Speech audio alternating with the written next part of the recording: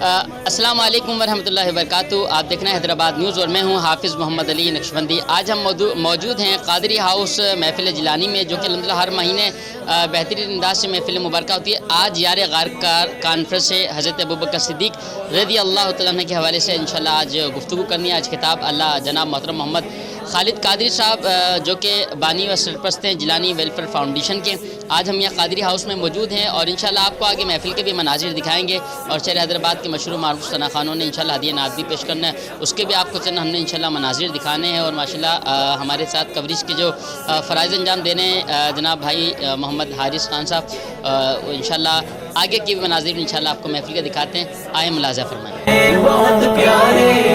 صدیق اکبر ہے، رسول اور انبیاء کے بعد جو افضل وہ عالم سے، رسول اور انبیاء کے بعد جو افضل وہ عالم سے، یہ عالم میں کس کا مرتبہ صدیق اکبر کا،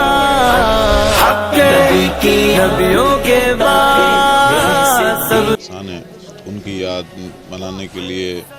ان کا عرس جو کہ 22 جمادی الثانی جمادی الاخری کو ہوتا ہے، تو مہینے کی نسبت سے جو بھی پروگرام یہاں منعقد ہوتے ہیں، جس ماہ کی نسبت ہوتی ہے اسی حوالے سے پروگرام منعقد کیے جاتے ہیں۔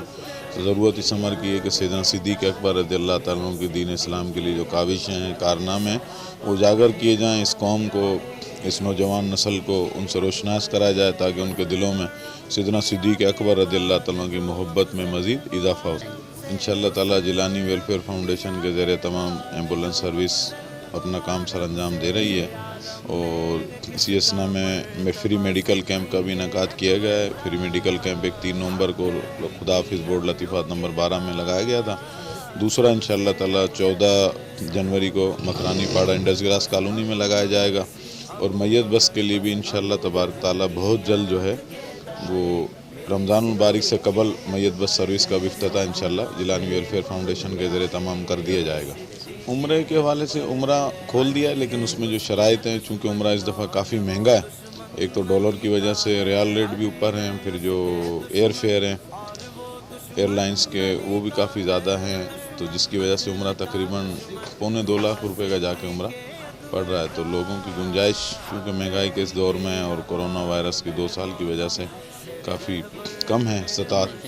لیکن جستجو تو ہر شخص رکھتا ہے مدینہ شریف جانے کی۔ امید ہے کہ اگر تھوڑے دن میں حالات کچھ سیٹ ہوتے ہیں تو اس میں ریٹ میں تھوڑی کمی آ جائے، اور لوگ پہلے کی طرح انشاءاللہ تعالی حرمین شریفین کی رونقیں بحال ہو جائیں،